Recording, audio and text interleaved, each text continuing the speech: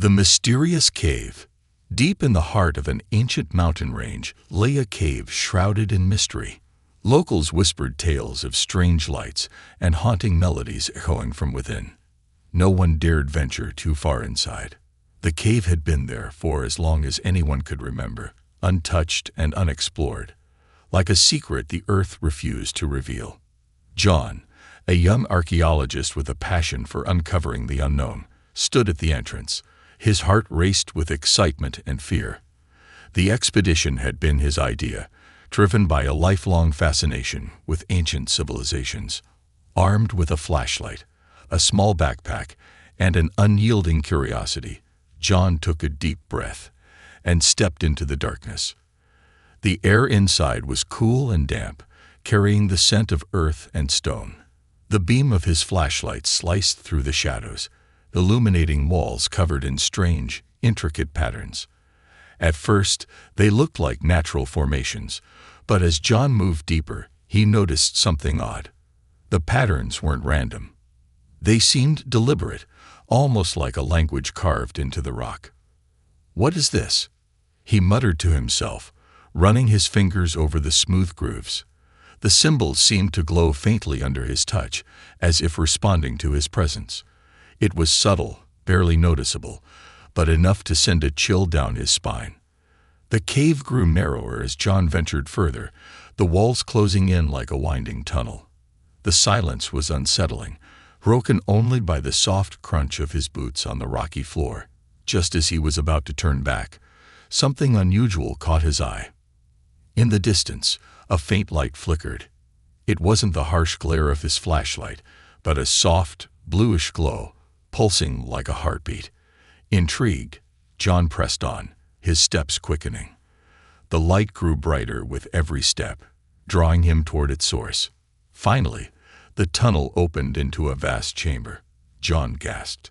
The room was enormous, its walls glittering with crystalline formations that reflected the bluish glow.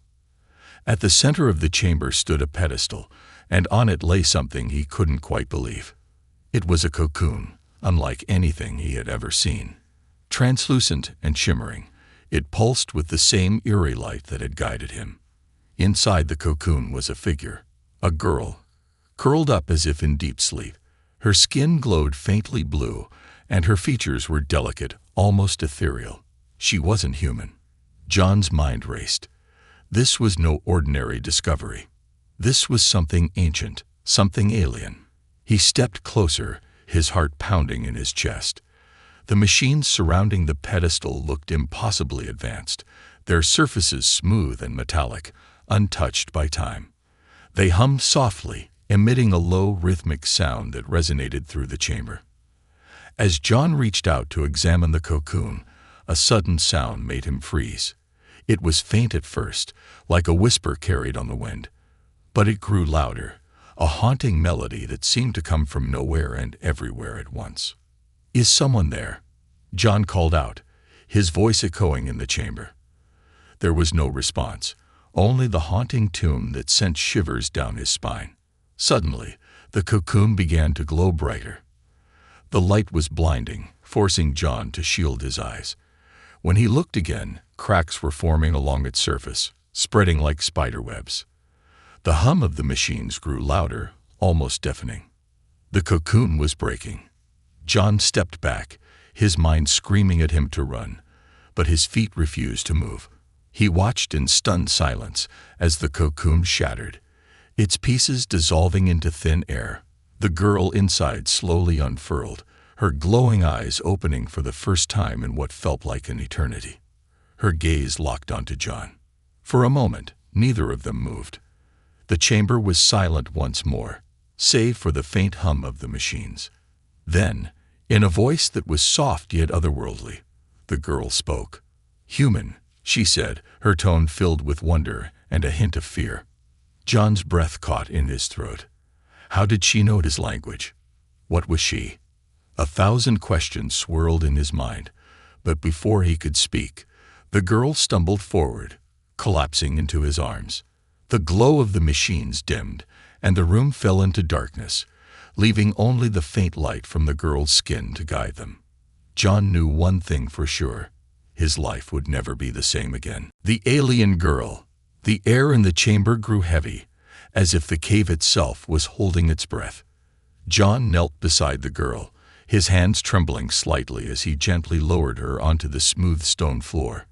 Her skin felt cool to the touch, almost like silk, but there was a strange energy beneath the surface, a faint pulse of life that seemed to ripple through her veins like liquid light. John's mind raced, trying to piece together what he had just witnessed. This girl, whoever or whatever she was, had been sealed in that cocoon for an unimaginable amount of time. The machinery, the symbols, the strange hum that still lingered in the air. This wasn't just some ancient relic. It was something far beyond human understanding. The girl stirred, her glowing eyes flickering open once more. They locked onto John with an intensity that made him feel like she was peering straight into his soul. For a moment, neither of them spoke. The silence stretched, thick with questions neither could voice. Finally, John cleared his throat, offering a nervous smile. "Hey, can you understand me?" The girl tilted her head slightly, her expression unreadable. Her lips parted, but the words that followed were unlike anything John had ever heard. Her voice carried a musical quality, soft and flowing like a melody from another world. He didn't understand a single word, yet something about the tone felt comforting. I don't know what you're saying," John admitted, feeling slightly foolish. The girl's gaze lingered on him, and for a brief second, her eyes flashed with recognition. She reached out weakly, her fingertips brushing against the sleeve of his jacket. "Human," she whispered, the word trembling on her lips like it had been buried in her memory for centuries. John froze. His heart skipped a beat. You can speak English?" he asked, astonished. The girl blinked slowly, as if searching for the right words. "Learned, long ago." Her voice was fragile, like someone relearning how to speak after years of silence. The realization hit John hard. She hadn't just been asleep. She had been alone in this chamber for who knows how long, surrounded by nothing but the hum of ancient machines. "What's your name?" John asked gently. The girl hesitated, as if trying to recall something long forgotten. Finally, she whispered, "Elira." "Elira," John repeated, letting the name settle in his mind. "I'm John. I found this cave by accident. I didn't mean to wake you." Elira's glowing eyes softened, and for the first time, she allowed herself to relax. She sat up slowly, her gaze drifting toward the machines that had once encased her. "Time. How long?" she asked, her eyes flickering with concern. John exhaled, rubbing the back of his neck. "I'm not sure," he admitted, "but if I had to guess, a long time. Maybe centuries. Millennia, even." Elira's expression darkened. She rose unsteadily to her feet, and John quickly moved to steady her, but she gently waved him off. Her eyes scanned the chamber with a mixture of sadness and longing. "My people," she murmured, mostly to herself. "They were supposed to return." John's brow furrowed. "Your people?" Elira turned toward him, her glowing gaze piercing through the dim light. "We were guardians, protectors of knowledge. When the stars burned in war, my people fled. I was left behind, to watch over this place." John tried to process her words, but it felt like trying to drink from a fire hose of information. Ancient guardians, Star Wars. It sounded like something ripped straight from a sci-fi movie. And yet, standing in this cave, looking at the glowing girl before him, John couldn't deny the truth staring him in the face. "Why you?" he asked carefully. Elira lowered her gaze. "I volunteered. Someone had to stay behind. Someone had to ensure the knowledge survived." Her words hung heavy in the air, and for a brief moment, John saw the weight she carried. The loneliness, the isolation, the burden of time pressing down on her shoulders. But there was something else. Hope. "You waited all this time for someone to find you?" John asked softly. Elira nodded. "The machines. They were meant to wake me when the right one arrived. A human, the one who could unlock the knowledge. John's heart pounded in his chest. And that's me. Elira met his gaze, her eyes glowing brighter for a moment. I believe so. John took a deep breath, the gravity of her words settling over him like a heavy cloak. He had come looking for ancient relics and forgotten civilizations, but he had found something far greater, a living piece of history, wrapped in mystery and purpose. But before he could ask more, the hum of the machine shifted. The soft glow illuminating the chamber flickered, as if something had disturbed the delicate balance. Elira's eyes narrowed, her posture tensing. "They know," she whispered, taking a step back. John's stomach twisted. Who knows? Elira's gaze darted toward the cave entrance, the ones who tried to destroy us. If I have awakened, they will come. John's pulse quickened. The adventure he thought he had stumbled into was no longer just about exploration. It was about survival. "Then we better get out of here," John said, his voice firm. Elira met his gaze, and for the first time, a faint smile tugged at her lips. "Yes," she agreed softly. "Let's go." Together, they stepped into the shadows of the cave, leaving the ancient chamber behind. The world outside awaited, but so did whatever darkness Elira feared would follow them. The awakening. The cold mountain air stung John's face as he and Elira stepped out of the cave's entrance, the light from her glowing skin softly illuminating the path ahead.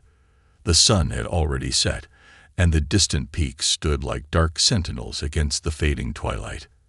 A heavy silence hung between them, but John could feel the weight of unspoken words pressing down on Elira.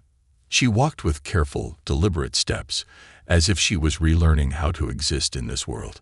Her eyes flicked toward the stars above, narrowing slightly. For the first time since leaving the chamber, John noticed the subtle tension in her shoulders. "You okay?" he asked, breaking the silence. Elira hesitated before answering, her gaze never leaving the night sky.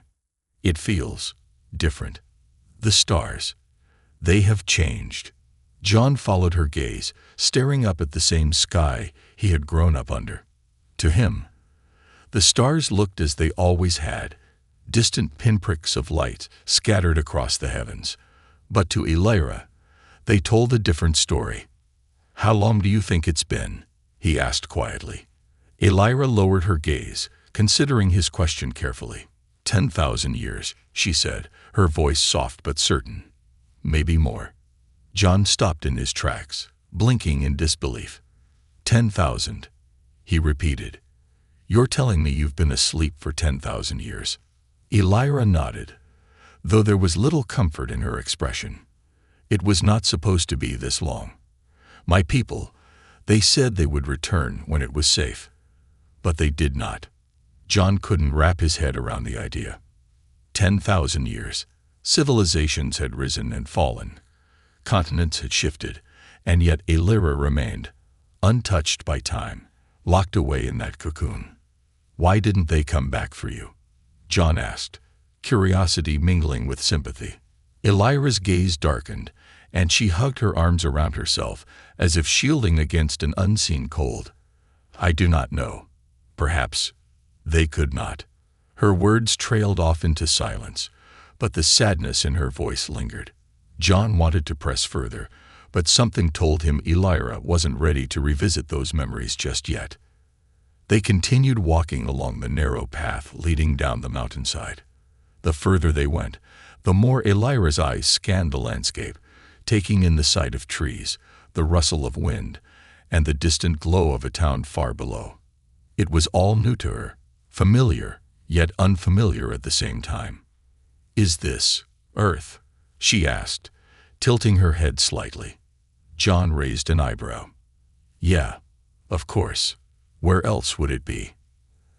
Elira's lips pressed into a thin line. "It is different than I remember. Your cities, your technology, they are not like what I knew." John chuckled softly, though he wasn't entirely sure why. "Well, I guess we've come a long way in the last 10,000 years. But if you were here that long ago, What did Earth look like back then? Elira hesitated, as if choosing her words carefully. It was brighter, she said softly. Greener. My people and humans, we lived in harmony once. But the stars grew dangerous. War spread across the skies, and my people had to leave. John frowned, trying to imagine an Earth where humans coexisted with beings like Elira. Why didn't we know about you? I mean, if your people were here, how come there's no record of it? Elira's gaze softened. We did not wish to interfere. We guided, from the shadows. We helped humanity grow, but your path was your own to walk. John mulled over her words as they reached a clearing, the town below becoming clearer. Lights flickered in the distance, and for a moment, Elira paused at the edge of the tree line. She turned to John, her glowing eyes narrowing slightly. John, she said carefully, if I have awakened, it means something else has awakened too. A cold chill ran down John's spine. What do you mean? Elira's expression darkened. There were others. Not all who traveled the stars sought peace. Some came to conquer. If my cocoon has broken, the signal would have reached them. John swallowed hard, suddenly feeling very small beneath the vast night sky. So, we're not alone. Elira shook her head. We never were. John exhaled, rubbing the back of his neck. Well, that's comforting, he muttered. Elira took a step closer, placing a hand gently on his arm. Her touch was light, but there was strength beneath it. We must find the beacon, she said firmly. John raised an eyebrow. Beacon. Elira nodded. It is hidden, like the cocoon was. But if we activate it, it can call for help. My people may still hear it. John glanced back toward the town below. Right. And where exactly do we start looking for this beacon? Elira offered a faint smile. We will find it. Together. John couldn't help but return the smile, though a lingering unease settled in his chest. Whatever they were walking into, he had a feeling this was only the beginning. The ancient truth. The fire crackled softly between them, casting long shadows against the cave's rocky walls. After hours of trekking through the mountains, John and Elira had stopped to rest in a secluded hollow beneath a cliffside. The town below felt distant now, its lights barely visible through the trees. John sat cross-legged, poking at the flames with a stick, his mind swirling with questions. Elira sat across from him, wrapped in a strange kind of calmness, her glowing skin pulsing faintly in the darkness. Despite the chill in the air, she didn't seem to feel the cold. So, John began, breaking the silence. You said your people left. What exactly were they running from? Elira's glowing eyes flickered toward him, and for a moment, she was quiet. It felt as though she was deciding how much to reveal. Finally, she spoke, her voice soft, but filled with weight. We were not the only ones who watched over humanity, Elira said, staring into the fire. There were others, beings from distant stars. At first, they were curious, just like us. But curiosity can turn to greed. John listened carefully, leaning slightly forward. The fire's warmth did little to ease the cold that crept down his spine as Elira continued. They called themselves the Drow, she said, her expression tightening. They believed that worlds were meant to be ruled, that only the strongest should survive. When they came to Earth, they saw humanity not as equals, but as prey. John's grip tightened on the stick in his hand. What happened? Elira's gaze met his, and in the flickering light, John could see something he hadn't noticed before. Pain, deep and unrelenting, buried behind those glowing eyes. My people fought them, she said softly. For years, we held the Drow at bay. But they were relentless. Earth became a battlefield, and humanity, they suffered. John's stomach twisted. The thought of an ancient war raging over Earth, hidden from history, was difficult to comprehend. Why didn't we know? How did no one remember this? Elira's eyes dropped to the fire. Because we erased it. John blinked. What? Elira sighed, the faint glow of her skin dimming. When the war ended, the Drawl were driven away, but at a cost. Cities were left in ruins, and many lives were lost. We made a choice to wipe those memories from humanity, to give you a chance to rebuild without the weight of that darkness. John sat in stunned silence. You're saying humanity forgot an entire war? Elira nodded. Yes, we thought it was mercy.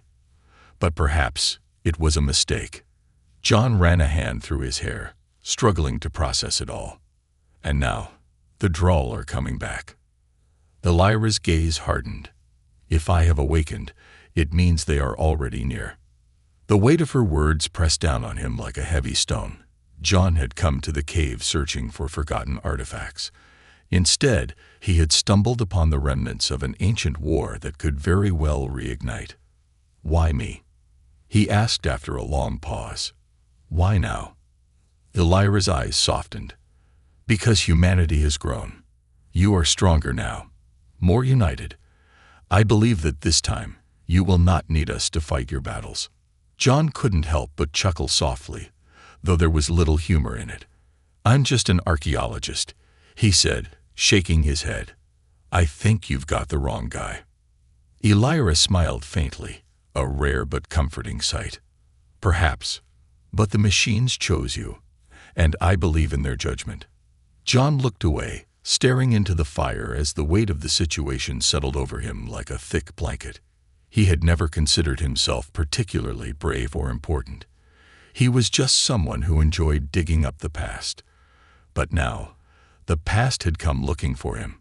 After a long moment, he exhaled deeply and met Elira's gaze. All right, he said, his voice steady. If the Drawl are coming, what do we do next? Elira's eyes brightened with resolve. We find the beacon. It is the only way to call for help. John nodded. Then we better start looking. Elira rose to her feet, her glowing form casting shadows along the cave walls. There is one problem, she said carefully. John arched a brow. Of course there is, he muttered. What is it? Elira stepped closer, her eyes narrowing as she glanced toward the entrance of the cave. The beacon, it is not unguarded. The Drawl left something behind. A sentinel. John frowned. Like a security system. Elira's expression grew grim. Something far worse. A low, distant hum filled the air, vibrating through the stones beneath their feet. John's heart skipped a beat as the fire flickered violently, as if sensing the shift in the atmosphere. They are waking up, Elira whispered. John grabbed his backpack, tightening the straps. Well, I guess we better move fast, he said, trying to mask the nervousness in his voice. Elira offered him a small nod. Yes, she said. Time is not on our side. As they stepped out of the cave, the stars above seemed to shimmer brighter, casting long shadows over the mountains. Somewhere in the distance, hidden beneath layers of earth and stone, something ancient and dangerous stirred. John didn't know what lay ahead, but with Elira by his side, he was willing to face whatever came next. The chase begins. The forest stretched endlessly ahead, shrouded in thick fog that twisted through the trees like ghostly fingers. John's breath came in short bursts as he followed Elira's silent footsteps, the soft glow of her skin casting faint light on the narrow trail. The night air was cold, but sweat trickled down his back as an uneasy feeling settled deep in his chest. He couldn't shake the sensation that they were being watched. Behind them, the mountain cave they had left only an hour ago was swallowed by darkness, but John couldn't stop glancing over his shoulder. Every crackle of twigs, every shift in the wind, sent his nerves on edge. Elira, however, moved with calm precision, her glowing eyes tanning the forest with practiced focus. You're sure this thing, this sentinel, is still out here? John asked, his voice barely above a whisper. Elira didn't look back. It never left, she replied softly. It was built to hunt. It does not tire. It does not sleep. And it will not stop until it finds us. John swallowed hard, gripping the strap of his backpack like a lifeline. Fantastic. So, we're running from an ancient killing machine. Great news. Elira's lips curved in the faintest smirk. It is not the first time I have outrun it. Yeah, well, it's my first time, John muttered, stepping carefully over a fallen log. The forest seemed to shift around them, as if the trees themselves were listening. The trail narrowed, and Elira suddenly stopped, holding up her hand. John froze mid-step, his muscles tensing. "What is it?" he whispered. Elira's glowing eyes narrowed as she knelt to the ground, pressing her hand gently against the earth. For a long moment, she didn't speak. Then, softly, she said, "It knows we're here." John's pulse spiked. He instinctively reached for the small hunting knife he carried in his belt. "Great," he mumbled. "Any chance it's friendly?" Elira slowly rose to her feet, her expression calm but sharp. It was not designed to be. A distant hum filled the air, low, mechanical, and growing louder by the second. John's skin prickled as the sound seemed to reverberate through the trees around them, as if the very forest was echoing the predator's presence. Elira met his gaze, her eyes glowing brighter now. "We must run." John didn't hesitate. He followed Elira as she darted through the trees with surprising speed and grace. Branches whipped against his arms as he pushed forward, his breath coming in ragged gasps. The hum grew louder, closer, until John swore he could feel it vibrating through his bones. "Is it flying?" John asked between breaths, half joking, but also hoping the answer was no. Elira's voice drifted back. "No, it walks, but faster than any human can." John cursed under his breath, pushing his legs harder. His boots slipped on damp leaves, but he caught himself before tumbling forward. The path ahead grew darker as the fog thickened, obscuring everything beyond a few feet. Then the sound shifted. The humming cut off abruptly. In the sudden silence, John could hear his own heartbeat pounding in his ears. Elira slowed, coming to a halt near a cluster of boulders hidden beneath overgrown moss. She crouched low, motioning for John to do the same. He slid behind one of the rocks, catching his breath. The silence felt heavy, unnatural. The forest, which had been alive with nocturnal sounds just moments ago, now sat deathly still. John leaned closer to Elira, whispering, "Why did it stop?" Elira didn't answer immediately. Her glowing eyes scanned the darkness, her gaze flicking toward the trees behind them. "It's close," she murmured. "It's searching." John exhaled, gripping the knife tightly. He wasn't sure what good a blade would do against an ancient sentinel, but holding it made him feel slightly less helpless. Then the first sign appeared. A faint, shifting outline emerged in the fog, barely visible, but there. A shape that moved unnaturally, its edges distorting as if the very air bent around it. John's breath hitched. What is that?" Elira's eyes narrowed. "A cloaking field. It uses light to hide itself." John's pulse pounded in his ears. The figure drifted closer, almost blending with the fog entirely. If not for the faint shimmer of energy outlining its form, John wouldn't have seen it at all. Elira slowly rose from her crouch, her gaze fixed on the sentinel. "It has not seen us yet." John's grip tightened on his knife. "So what do we do? Wait for it to leave?" Elira's gaze hardened. "No, it will not leave." John's heart sank. "Of course not," he muttered. "So what's the plan?" Elira stepped forward, her glowing form a stark contrast against the fog. "I will draw it away. You must keep moving toward the town. The beacon is not far now." John's eyes widened. "Wait, you're just going to..." "Elira, that thing's a hunter. You can't just bait it like some stray dog." Elira offered him a faint smile. "I have done this before. I will meet you at the beacon." Before John could argue further, Elira's form flickered. The glow of her skin pulsed brighter, illuminating the fog around her. The sentinel reacted instantly. The hum returned, louder and more menacing this time. The shimmering figure twisted toward Elira, breaking into a sprint with inhuman speed. John barely had time to register what was happening before Elira vanished into the forest, the glowing silhouette of her figure fading between the trees. The sentinel followed, disappearing into the fog after her. Silence returned. John stood frozen for a moment, gripping his knife with white-knuckled intensity. Then, reluctantly, he turned and began moving in the opposite direction, the faint glow of town lights now barely visible in the distance. He could only hope Elira knew what she was doing. The bond of trust. John's legs burned as he descended the rugged mountain path, branches scraping his arms as he pushed forward. The fog was thinning, but the eerie silence that followed Elira's departure lingered like an unwelcome companion. Every step he took felt heavier, as if the weight of what had just happened pressed down on him. He wanted to believe Elira's words, that she had done this before, that she could handle the sentinel, but doubt gnawed at him with every passing second.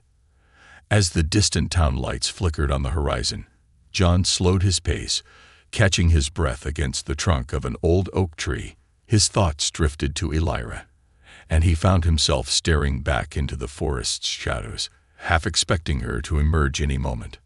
But she didn't. "You should have stayed with her," he muttered under his breath. But even as the words left his mouth, he knew they rang hollow. Elira had made her choice, and deep down, John suspected he would have only slowed her down. He adjusted his backpack and started walking again. The path ahead widened, leading to an overlook that revealed the valley below. The town lay nestled between rolling hills, its soft yellow lights blinking like stars on the ground. Civilization felt close, yet strangely distant, as if the forest still held him in its grasp. John's hand instinctively drifted to the small communicator Elira had given him before they separated. It was small, barely larger than a matchbox, and glowed faintly with blue lines running across its surface. She had told him to activate it if something went wrong, though he wasn't entirely sure how it worked. He held it tightly, contemplating his next step. Suddenly, a faint rustle echoed from behind him. John's pulse spiked as he spun around, knife in hand, eyes scanning the forest line. "Elira," he whispered, his voice barely audible. Silence. Then, without warning, a figure emerged from the mist. Not Elira, but something else. The sentinel. Its shape shifted unnaturally, a sleek, metallic form cloaked in a thin veil of distortion that seemed to warp the space around it. The machine's surface shimmered, barely visible to the naked eye. Its head, if it could even be called that, turned slowly in John's direction, as if sensing his presence. John's breath caught in his throat. "Crap," he muttered, stepping back carefully. The sentinel advanced with deliberate steps, its movements eerily smooth.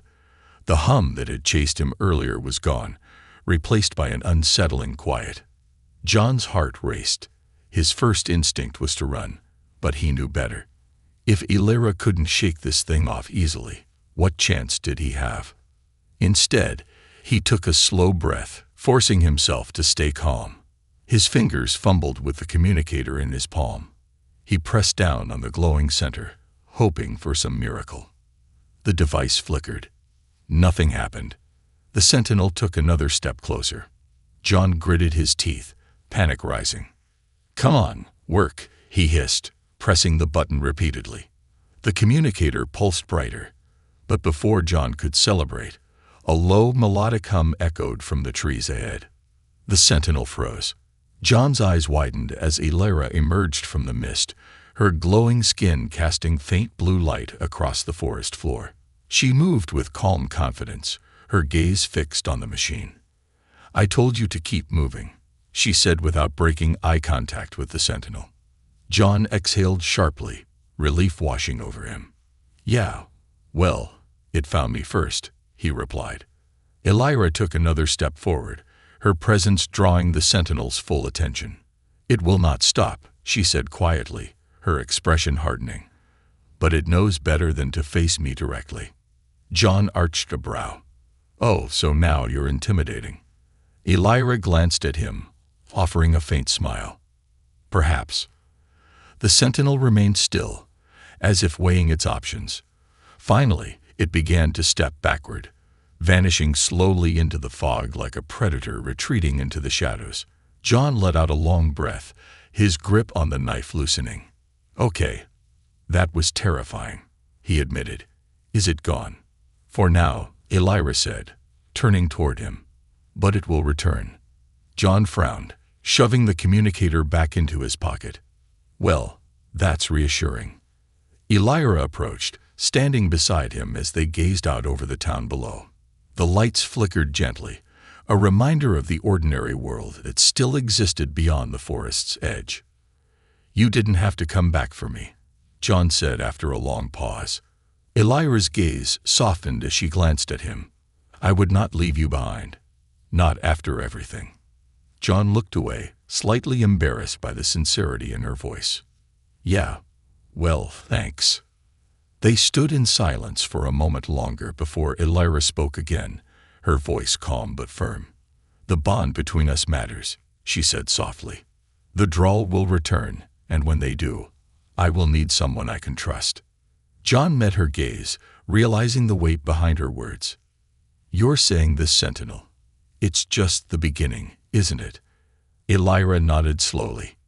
"Yes, but together, we may stand a chance." John exhaled, staring down at the town lights flickering below. He had never imagined himself getting wrapped up in something like this. Ancient aliens, sentinels, and looming wars. But now, there was no turning back. He glanced at Elira, offering a half-smile. "Well, if you're sticking around, I guess I better not slow you down." Elira smiled softly. "I would expect nothing less." As they descended the final stretch toward the town, John felt the weight of the future pressing down on him, but for the first time, he wasn't afraid. He wasn't alone anymore. The final stand. The town felt different under the weight of the coming storm. The streets were quiet, but not from peace. It was the quiet of something waiting to strike, a stillness that hung in the air like the breath before a scream. John and Elira stood at the edge of a narrow street, the soft glow from street lamps pooling at their feet. The town, though small, was alive with history. Stone buildings that had stood for centuries, old iron gates rusting beneath ivy, and narrow paths winding between forgotten alleys. But tonight, those same alleys felt hostile. John adjusted the strap of his backpack, glancing at Elira. "So, where exactly is this beacon you keep talking about?" Elira's glowing eyes scanned the town, taking in every detail. She didn't answer immediately. Instead, she closed her eyes, her head tilting slightly as if she were listening to something John couldn't hear. "It is near," she said softly. "Beneath us." John blinked. "Beneath us?" He looked down at the cobblestone street. "You mean underground?" Elira nodded. "There are tunnels below this town. Very old. The beacon was hidden there by my people long ago." John exhaled slowly, rubbing his hands together against the cold night air. "Of course there are tunnels," he muttered, "because why would it be easy?" Elira offered him a faint smile, though her eyes held little amusement. The path to survival is rarely simple. John followed as Elira led him toward the town square. The soft crunch of their footsteps echoed against the stone walls. The streets were deserted at this hour, but the feeling of being watched never left John's mind. As they approached the center of town, Elira suddenly stopped, her gaze fixed on a narrow alleyway leading toward a crumbling stone church. "There," she said, pointing to the building. "The entrance is beneath it." John's eyes followed her gesture. The church was old, its stained glass cracked and faded. The wooden doors hung slightly ajar, creaking softly in the breeze. "Creepy abandoned church," John mumbled. "That's not ominous at all." Elira stepped forward, moving toward the entrance without hesitation. John followed closely, his hand instinctively drifting to the knife at his side. Inside, the church was dark. Moonlight filtered through the broken windows, casting long shadows across the wooden pews. Dust hung heavy in the air, undisturbed for what seemed like decades. Elira moved toward the altar, her fingers brushing lightly against the stone surface. She pressed down on one of the carved symbols, and with a faint click, the stone floor behind the altar shifted.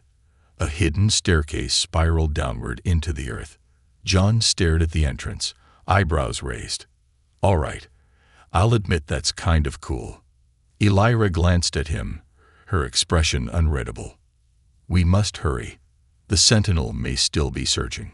John followed Elira down the narrow staircase, the air growing colder with each step. The tunnel beneath the church stretched endlessly, carved from rough stone, as if the path itself had been forgotten by time. After what felt like hours, the tunnel opened into a vast underground chamber. In the center stood a single stone pedestal, glowing faintly with blue energy.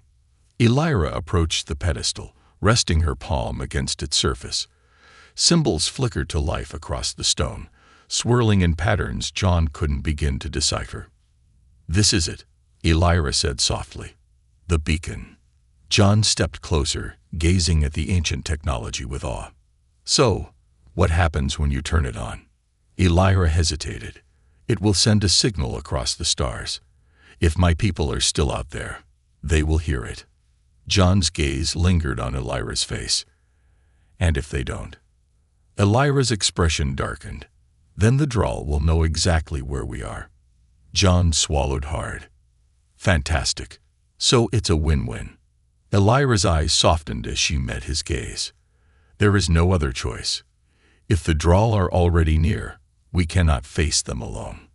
John took a deep breath, rubbing the back of his neck. "All right," he said, stepping back. "Let's light this thing up." Elira pressed her hand firmly against the pedestal. The chamber filled with a deep, resonant hum, and beams of light shot upward, disappearing into the ceiling. Symbols on the walls flickered to life, and the energy in the room shifted, growing stronger by the second. For a brief moment, John allowed himself to feel hopeful. Then the hum stopped. Elira's eyes narrowed. "They are here." John's heart pounded as he spun toward the tunnel entrance. A faint shimmer rippled through the darkness. The sentinel. It hadn't been chasing them. It had been waiting. "John," Elira said, her voice calm but urgent. "Stay behind me." The sentinel stepped into the chamber, its shimmering form solidifying into sleek, metallic armor. Its eyes glowed with cold, unfeeling light, locking onto Elira. John instinctively raised his knife, though he knew it would do little good. The sentinel lunged. Elira reacted in a blur, intercepting the machine mid-strike. The chamber erupted in flashes of light as Elira and the sentinel clashed, their forms moving too fast for John to follow. Sparks flew as Elira's glowing hands collided with the machine's frame, sending shockwaves through the room. John stumbled back, shielding his eyes from the blinding energy. The battle lasted only seconds, but when the light faded, Elira stood victorious. The sentinel's lifeless form crumpled at her feet. She turned to John, breathing heavily. "It is done," she said softly. John exhaled sharply, his heart still racing. "Remind me not to mess with you." Elira offered a faint smile. "The beacon is active. Now, we wait." As they stood together in the ancient chamber, John realized that the fight was far from over. But for the first time, he felt ready to face whatever came next, with Elira by his side.